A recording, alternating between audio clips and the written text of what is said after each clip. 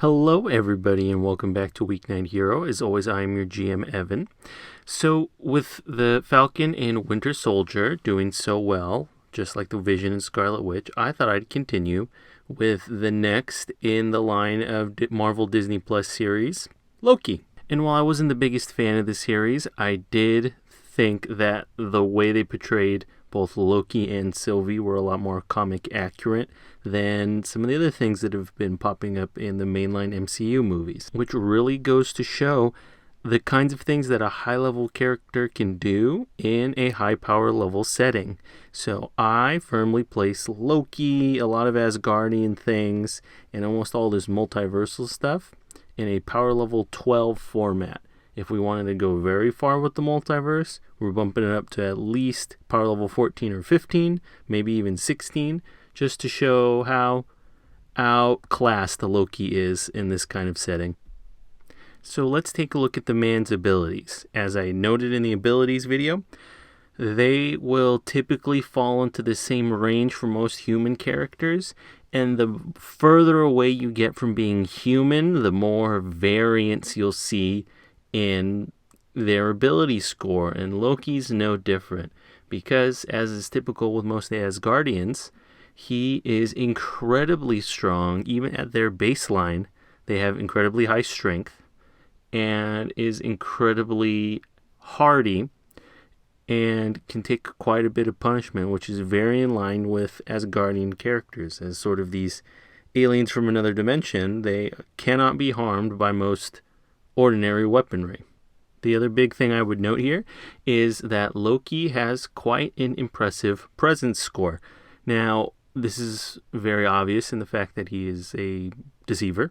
He is the trickster god, so he has the ability to manipulate, misdirect, mislead, and sort of use crafty wordplay in pretty much everything that he does.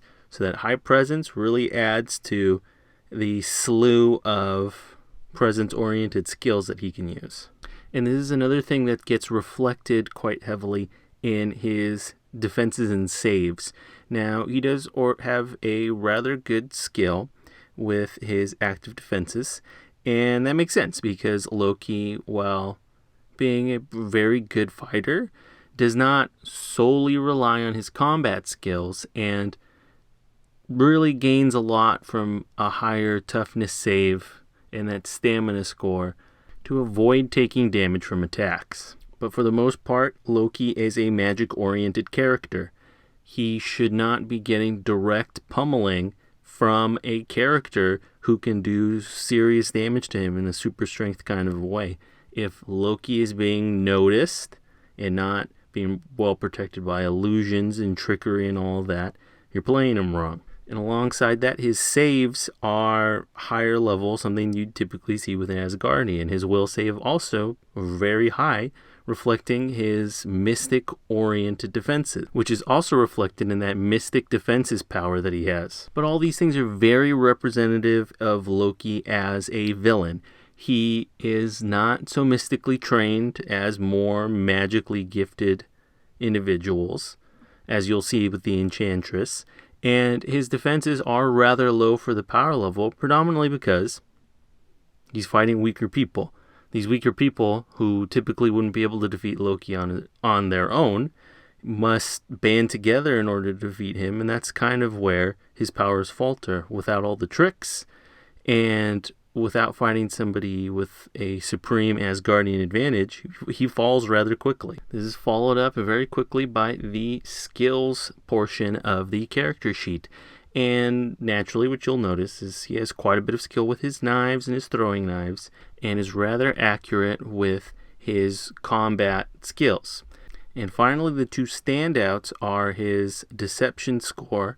With it being 14, it makes him one of the best tricksters and liars and manipulators in the world, and with that expertise magic skill, he provides a lot of magical information for characters, and it allows him to perform rituals with pretty good success. This is also reflected in his advantages. Now, the way I'd put it is, for being a mostly magic character, he has like this tiniest little smidgen, a little spice of regular trained fighter to him.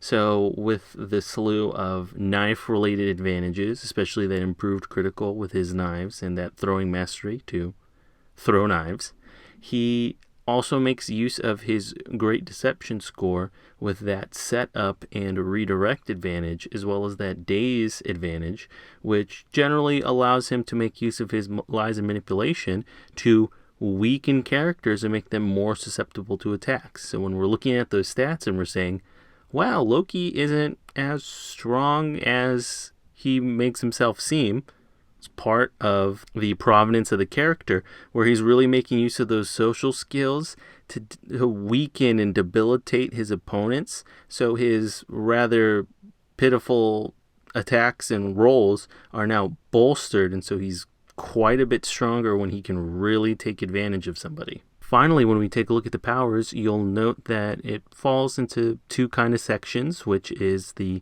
Mystic half and the Asgardian half. The Asgardian half is very simple. They are long-lived, and they have the All-Speak ability. So all baseline Asgardians have that Comprehend power and that immunity to aging power, and Loki is no exception.